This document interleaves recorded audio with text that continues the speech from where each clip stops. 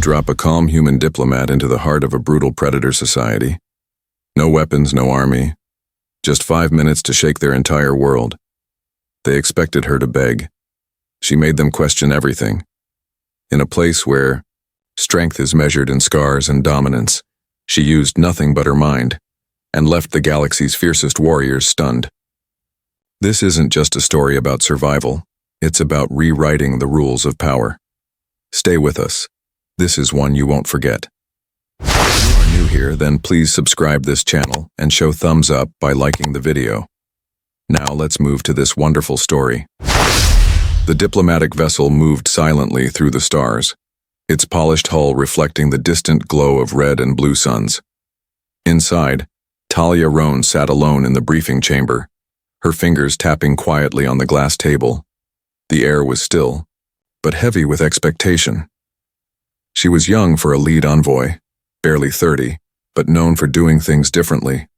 While others negotiated with weapons or grand speeches, she used what few ever expected: observation, logic, and timing.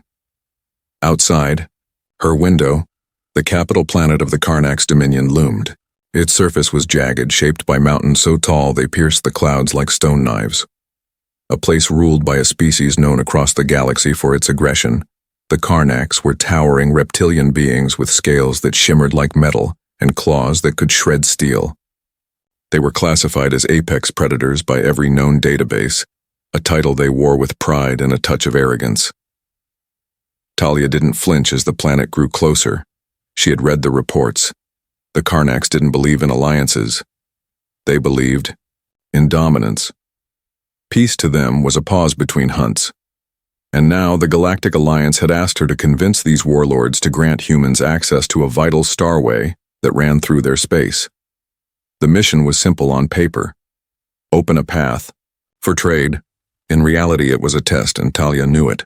She was being sent in not as a negotiator but as bait, to see how humans would be measured by a species that saw diplomacy as a weakness.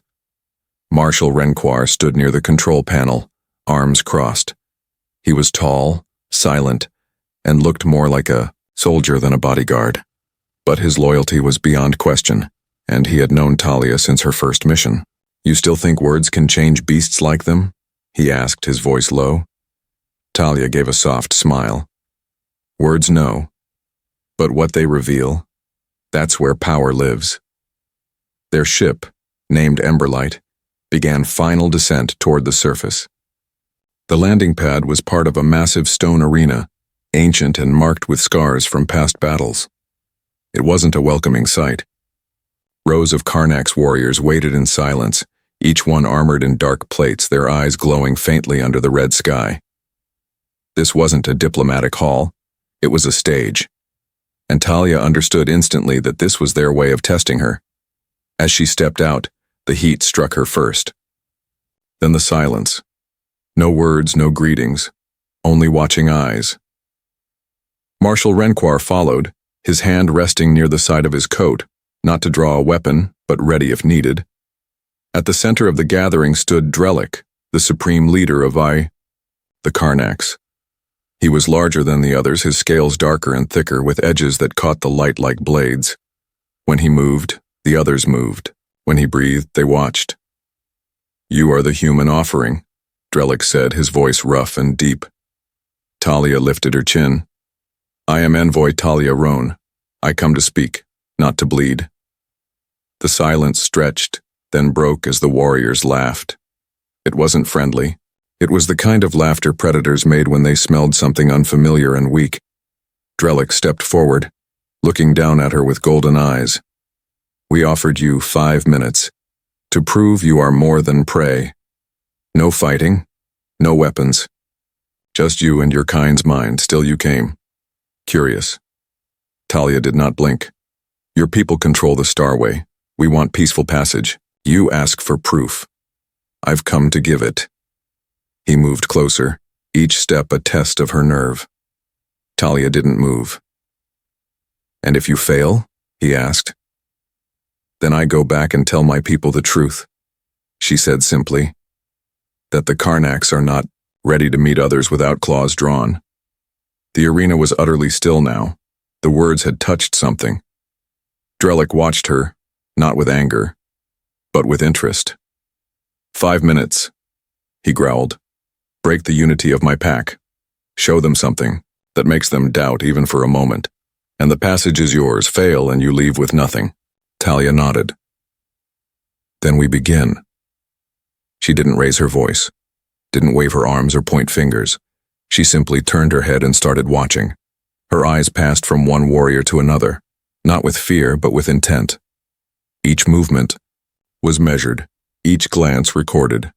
The pack shifted slightly, just enough to notice. She spoke just once more before silence returned. This isn't about strength, she said. It's about what strength hides. Then she walked slowly into the center of the arena, leaving the Karnaks to watch and wonder what she had already begun. Marshal Renquar, still at the edge of the platform, shook his head. She's walking into the den with no armor, no plan, he whispered, then paused. No, she has a plan. That's what scares me. The clock had started. 5 minutes, no weapons, no fighting. Just one human against the most dangerous predators in the stars. And somehow Talia Roan had already begun to change the game. The arena was quiet, too quiet. Every eye followed Talia as she stepped into the wide circle of scorched stone. Shadows from tall carved pillars fell across her path, and the dust beneath her boots seemed to hold the memories of old battles. No banners waved, no words welcomed. This was not a place of diplomacy. It was a place where dominance was tested, and often blood was spilled. Yet here she was, a small human woman in simple envoy clothing, surrounded by creatures built for war. High above, in a balcony made of dark iron and bone, the Karnaks elite watched. Drellick stood at the front, silent, arms crossed over his chest. His second Marnock paced just behind him. Marnock was shorter than Drellick but heavier, with a hunched frame and sharper, faster movements. His armor was less ceremonial and more practical, meant for combat. Below them in the arena, the other warriors stood in a loose ring, claws resting at their sides, shoulders tensed. No one expected Talia to last the 5 minutes. They were only curious how long it would take before she stumbled or begged. Talia didn't speak. She didn't rush. She walked with the calmness of someone walking into a library, not a battlefield. Her eyes moved, not wildly, not in fear, but deliberately. She noted how the warriors stood, how their eyes flicked toward Drellick before reacting, how some shifted their weight, not from boredom but from habit, always ready to fight. The warriors were trained, yes, but also trained to obey. That meant something. She stopped near one of the younger Karnaks, a tall female with smooth silver-blue scales. The warrior didn't meet Talia's eyes, but her jaw tightened slightly. Talia tilted her head, then turned and walked away. Just a glance, but enough to plant a question. A few warriors followed her movement with narrowed eyes. Drellick remained still, watching. His gaze was unreadable, but Marnock's tail twitched in annoyance. She wastes time, Marnock hissed under his breath. She does nothing. Drellick didn't respond.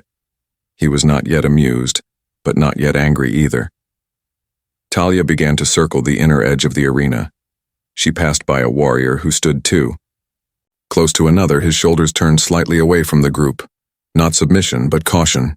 Another stood near the edge, always glancing toward Drellick, not in respect, but in something close to fear. Talia saw all of it. She saw the gaps. When she stopped, she turned to face the crowd. You stand as one, she said, her voice clear. But I see how you lean, how you look to each other. You don't trust. You follow. A ripple passed, through the circle, small, barely visible.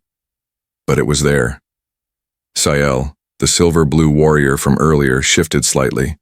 Her arms were crossed, her claws hidden, but her gaze was sharp now. She wasn't just watching Talia. She was thinking. Marnock noticed it and growled. She speaks lies, he barked to the others. Ignore the soft one's noise. Talia looked at him and smiled gently. I don't need to lie, she said.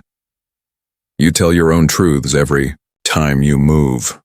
Marnock took a step forward, his tail dragging in the dust. We are predators, not animals to be studied. Talia didn't flinch. No, you are predators, which makes you easy to read. You move with purpose. You hide nothing. That is your strength and your weakness. The crowd shifted again, this time more obviously. Drellick narrowed his eyes. His voice cut through the air like thunder. You claim weakness in clarity? He asked. Talia turned to him. No, I claim danger in patterns. When a system becomes too predictable, it can be broken. That sentence hung in the air. Sail uncrossed her arms. Talia took another slow step forward. There's tension in your ranks, she said. Some want to lead. Some are silenced. I saw it in your second claw's stance.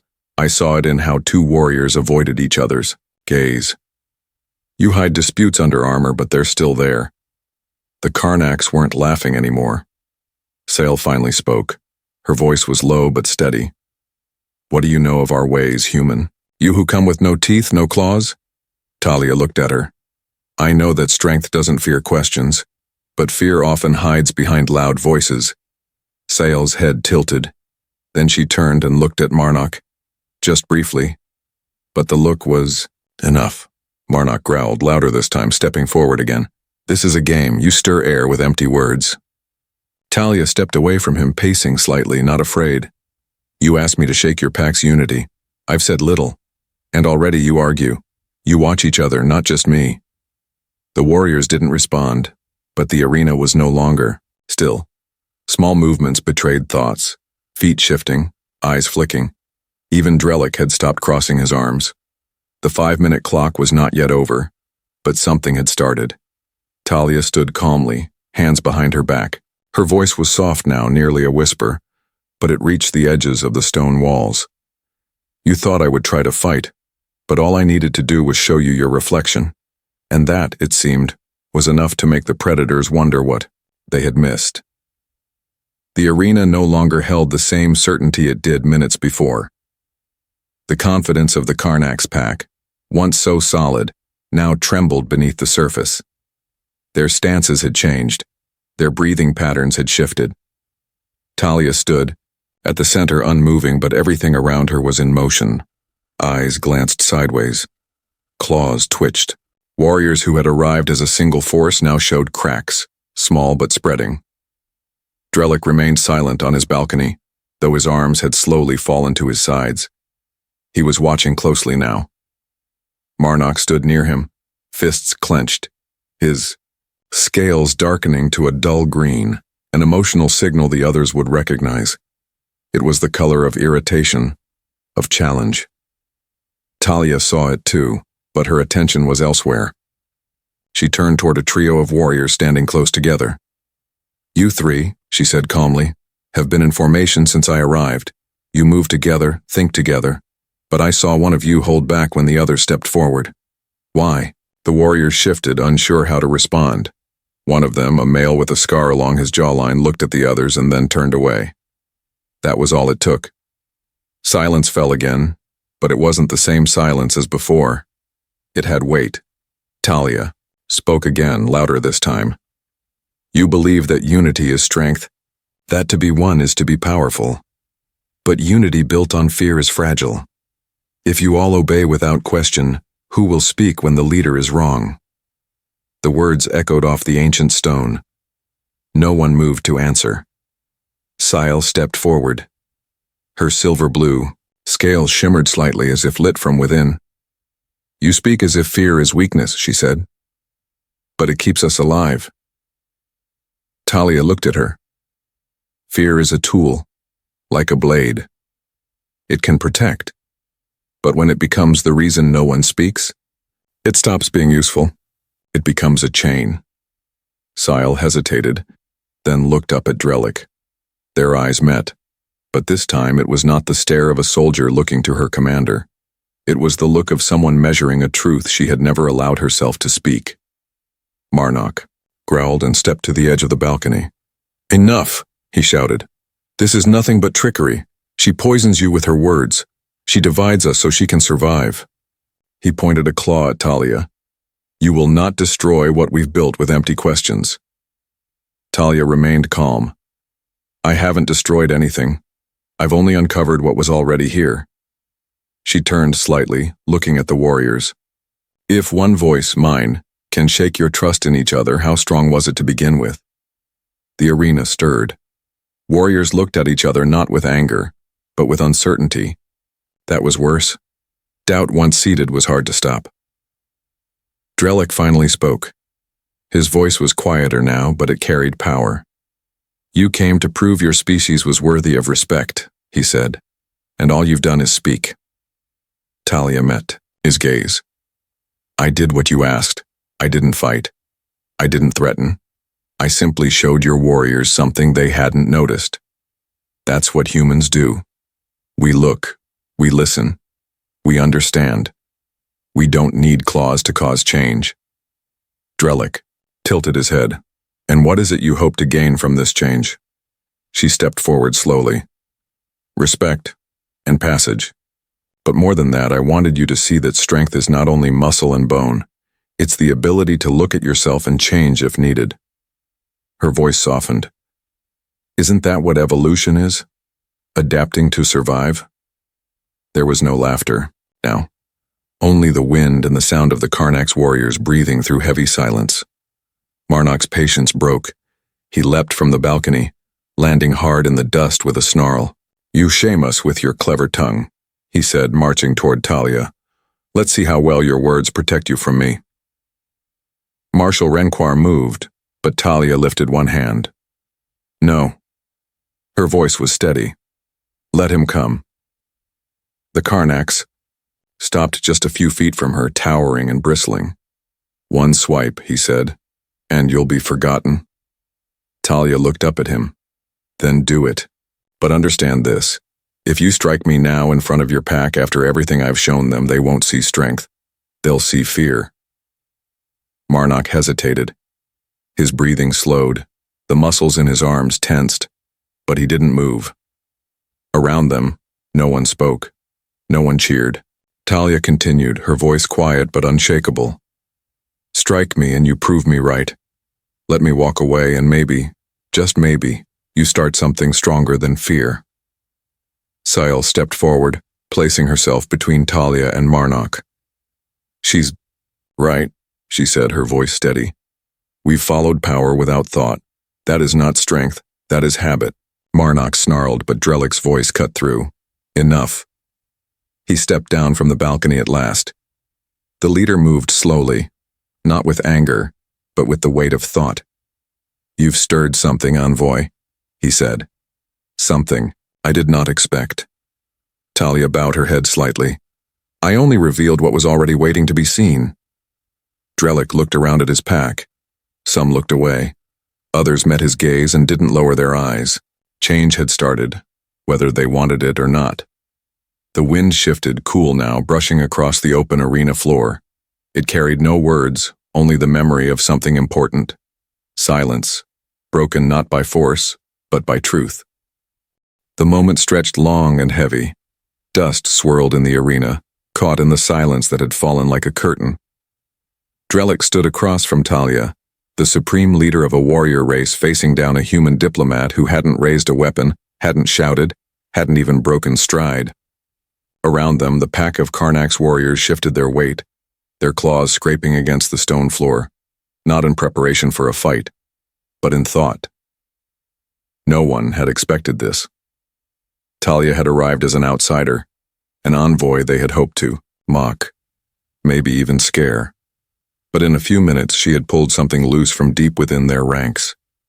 Not with threats or force, but with observation, questions, and quiet clarity.